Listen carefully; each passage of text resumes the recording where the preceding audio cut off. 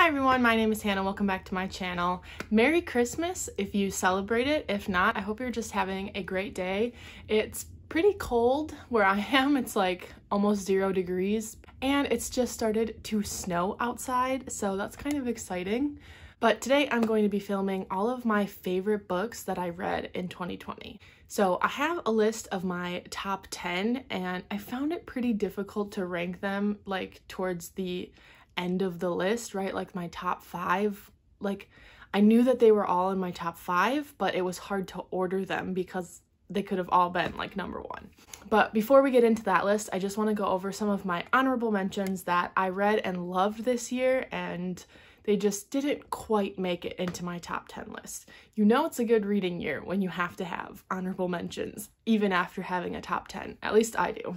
First up for honorable mentions is Dark Dawn by Jay Kristoff. This is the finale to the Nevernight Chronicles, and I read this at the very beginning of the year, loved it, gave it 5 stars. Next up for honorable mentions is Beach Read by Emily Henry. I read this over the summer and it was everything that I wanted in a book at the time. I really loved it. I gave it 4.5 stars. Next honorable mention is The Guest List by Lucy Foley. I absolutely loved this thriller set on a remote island. It was fantastic, wild ride, 4 out of 5 stars. Next honorable mention is Middle Game by Shauna McGuire. I was a little apprehensive about this one and I ended up really loving it. I can't wait for the second book. I gave this 5 stars. Next honorable mention is Home Before Dark by Riley Sager. This is my favorite of Riley Sager's 4 books. I really enjoyed it. Reminds me of Haunting of Hill House. I gave this 4 stars or 4.5. And then the last honorable mention is Where'd You Go, Bernadette by Maria Semple. This one I read within the recent months, I feel like, at the end of the year, and I was very surprised by this. It blew me away how much I enjoyed it. I gave this a 4.5 out of 5 stars. All right, so now let's get into my top 10 favorite books of 2020. So coming in at number 10 is Loveless by Alice Oseman. I read 5 books by Alice Oseman, one of them being a graphic novel series, which I'll talk about later, so spoiler alert. But Loveless follows Georgia and her first year at university, and she's trying to figure out why she's never had a crush and why she doesn't feel all these feelings that her friends do, and she's kind of discovering her sexuality. And I just really enjoyed this book. I really thought that Georgia was very relatable and there were so many like funny, cute, adorable parts in this book, and just the story as a whole I really loved. Alice Oseman just has a way of writing characters to be super relatable, and the diversity in her books is just incredible. She just writes characters so well, and like their thoughts and feelings are just really believable, and I just really enjoyed this book. Coming in at number 9 is A Little Life by Hanya Yanagihara. This book is intense, it's very sad. There are a lot of content warnings on this book, which I will put a link down to my Goodreads review down below that has a list of all the content warnings in this book. There are a lot, so if you haven't read it and you have an interest to, I would check those out before you read it just to make sure, and then really mentally prepare yourself for this book. This isn't a book that I would recommend to just anyone. I have a whole spoilery reading vlog up for this book. It's just so beautifully written and you get very invested in the characters and the story. And even though it's an 800+ page book, it didn't feel too long to me, which I thought it would. Like for a kind of contemporary story, usually I would expect 800 pages from a fantasy novel, but not so much just a contemporary story. But I never felt that this was too long or too overwritten, and I just really think that Hanya Yanagihara's writing is beautiful and poetic, and it really sticks with you. And I gave this book 5 stars. I really enjoyed it. Every time I talk about this book and I say I really enjoyed it and I really like it, it feels weird because it's such a depressing book and so many horrible things happen in it that I feel weird saying that I liked it, but I don't know how else to express that I enjoyed this book. Like, again, it feels weird to say that, but moving on. Yeah, I just thought this was very well written and I really got connected to the characters, and I would like to reread it at some point. It definitely takes its toll on you, but I think that it's very beautiful. Coming in at number 8 is Heartstopper by Alice Oseman. So this is the graphic novel series I was referring to earlier that she had written that I also really loved.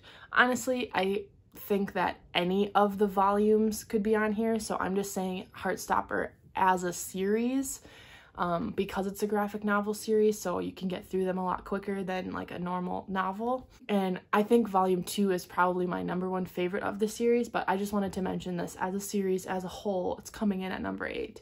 I just really love this adorable little relationship in here.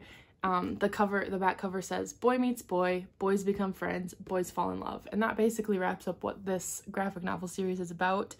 And again, Alice Oseman is just such a great writer, and she just really knows how to tug at the heartstrings. And I just love Nick and Charlie so much. I really like Alice Oseman's art in this. Like, it's so cute.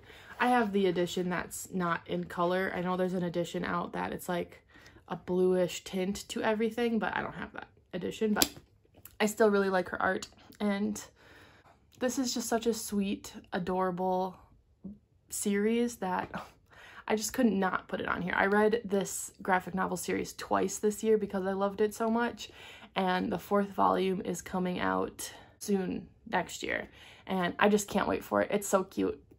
Adorable. Coming in at number 7 is another graphic novel series that I read the entirety of and thoroughly enjoyed this year, and that is Giant Days by John Allison.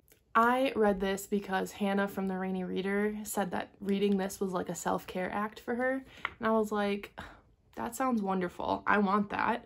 And so I picked up the 1st volume, and I got so connected to these characters, and honestly, I could read about these characters doing literally anything because they're just hilarious and adorable, and I love them. But it's basically about these 3 girls who meet their first year in university, and they're very, very different, but they become very close friends, and it's just them like adjusting to being in university and being thrust into adulthood. They're getting all kinds of, you know, shenanigans and stuff. It's so funny and so cute, and there's no way that I could not put this on my favorites list because I love it so much, and it's just the best. I love it. It's fantastic. I talk about it all the time. If you watch any of my other videos, I probably mention this at least once in each video. Next up, number 6, I have Girls with Razor Hearts by Suzanne Young. This is book 2 in the Girls with Sharp Sticks series, and I was eagerly anticipating this book because I really loved the first one, but I was honestly super surprised at how much I loved this book because I picked it up and I was excited to read it, and then I just sat down one day and started reading it. I was just gonna get, you know, a little bit read, and I literally couldn't put it down. I read it in one sitting. I was like, you know what? I need to finish it. I need to know what happens. Every single time a chapter would end, I was like, I can't stop there. I need to keep going. I need to know what happens. So it was just such a fun reading experience because I didn't intend to just sit down and finish the book, and I did, and it was so good. But yeah, I gave this a 5 out of 5 stars. It was fantastic. I tabbed it all up, and I wasn't intending to do that either, but like at the first moment that I tabbed it, I was like, I'm gonna need to mark this somehow because I'm gonna want to come back and read that.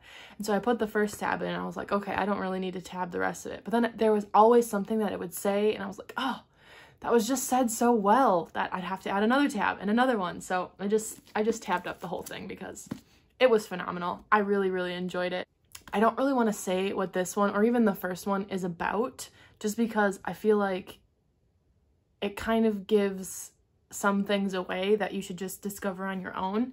So if you are interested in reading it, just know that it's very feminist and phenomenal. Absolutely phenomenal. Then at number 5, I have A Good Girl's Guide to Murder by Holly Jackson. This book is so well done that it keeps you guessing. It's a mystery novel where this girl Pip is doing her like senior project on a murder-suicide that happened in her town 5 years before, I think, and she knew the people that were murder-suicided. I don't know how to say that.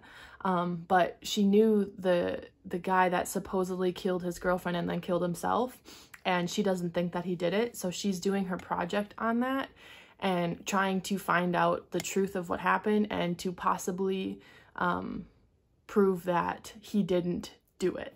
And so she's doing her thing, and it was just such a good, fast-paced book. And Holly Jackson is from the UK, I think, and so the second book came out in the UK first, before it hasn't even been released in the United States yet. And I just needed to read the next book like ASAP, so I bought the UK edition from Book Depository so that I could just read the story. And now I'm just eagerly anticipating the third book because it's just so well done, and it just keeps you hooked and keeps you guessing from the first page. It's phenomenal. And there are some like multimedia aspects to it, like there's, you know, transcripts from interviews that she does, and like there's even a map at one point that she draws. And yeah, so she draws a map at one point. It's just a great book, and if you want a good YA mystery, you gotta pick this up. Even if it doesn't even have to be, I mean, it is YA, but if you're like, I don't know if I really like YA, it doesn't even matter because this book is just so good. Coming in at number 4 is Anxious People by Frederick Bachman. This one, this book just blew me away. I got it in my book of the month box for September, and I was like, oh, I don't even know why I picked this. Like, I'm just not in the mood for this. I was in the mood for like horror and thriller books at the time, and this isn't a horror thriller. So I was like, oh, I don't even know what I was thinking when I picked it. And I started it thinking, you know what, if I don't like it, I can always just DNF it. I don't need to read it. And I was literally hooked from the first chapter. It was just so good. And I really love Frederick Bachman's writing. This was my first Frederick Bachman book, and since then I've read 2 others, and I have plans to read all of the books that he's written in the past because his writing is just so great. And this story specifically, from the 3 that I've read so far, this one is definitely my favorite. But I loved this book so much, and I loved how it was written and what it was saying, and I really want to reread it because it was just so good. It's basically about this bank robbery gone wrong, where before the bank robber can actually steal anything, they get kind of spooked, and they run across the street and into this apartment building, and into this apartment that is having an open house. And they kind of accidentally take all the people in that open house hostage. And the story just really takes off from there. You just get to really know those people in that apartment, like that were in there, and know their story, know their lives, know what's going on. And it's just so excellent. I can't even explain how much I enjoyed this. But yeah, I definitely want to do a reread soon. This was an easy 5 out of 5. All right, now we're into the final 3, the top 3. And honestly, it was really difficult to like rank these books because I loved them so much. All 3 of them easily have been my number 1 pick. So take this ranking of them like with a grain of salt, because they could all have been my number 1 favorite book. So coming in at number 3 is The House in the Cerulean Sea by T.J. Klune. I freaking loved this book. It is the sweetest, most adorable thing ever.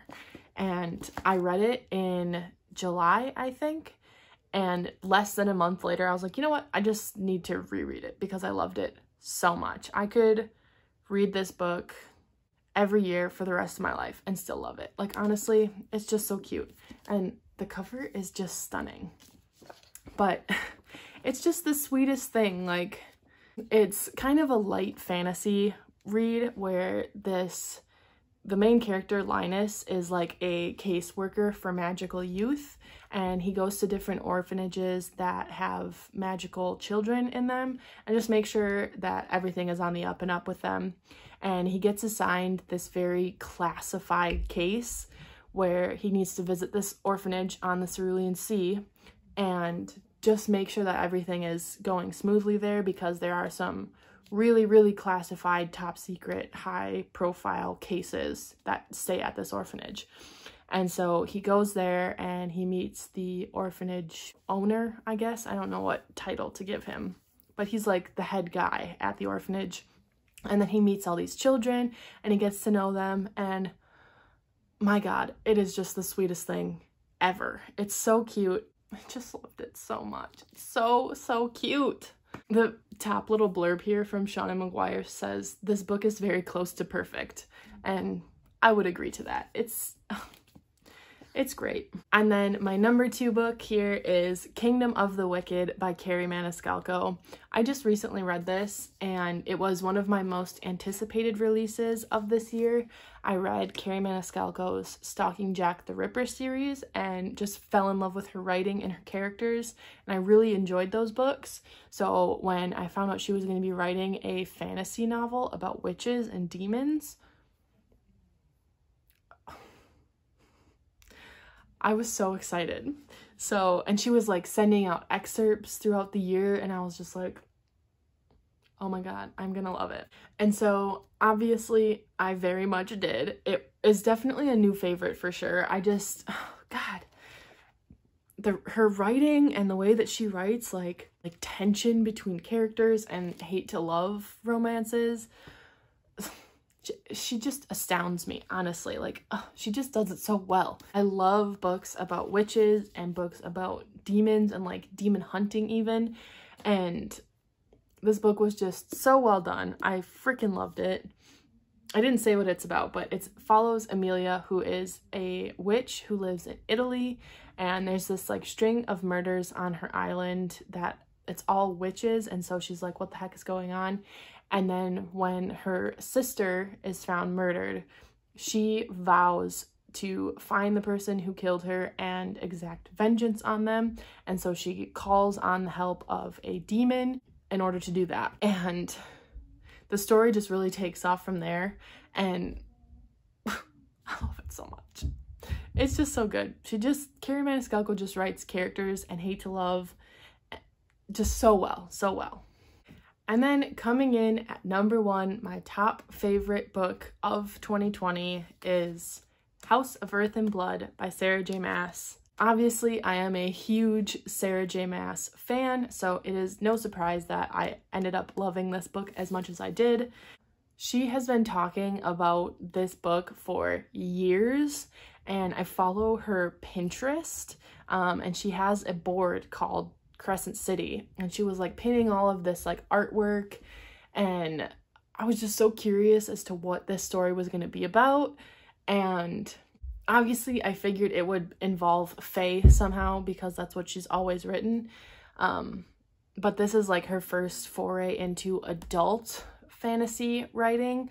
Even though the ACOTAR series I consider to be adult, it was like marketed as young adult, new adult-ish.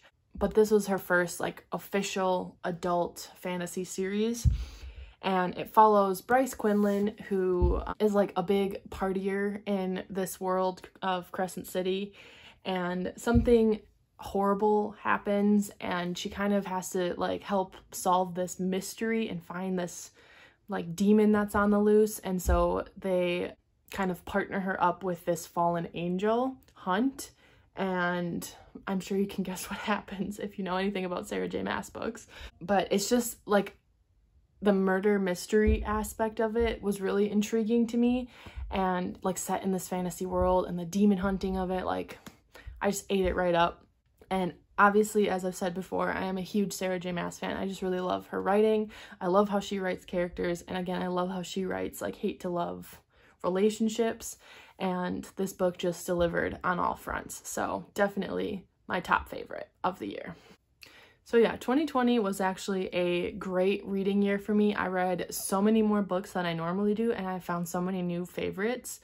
And it was, I think last year, I think in 2019, I had a stack of 10 books that were my top favorites, and I didn't have any honorable mentions because I just like knew that those were my top 10. I think it was 10. But this year I just had a hard time deciding what books were my favorites because I just read so many great books this year. And hopefully I can keep that streak, you know, or keep that luck, I guess, going in 2021, and I can read a bunch of books and read a bunch of new favorites. So let me know in the comments down below if you have read any of my favorites of this year, if any of them are similar to your favorites of the year, what your favorite book of 2020 was, and if you liked this video, please like and subscribe down below. I will see you all in my next video. Bye!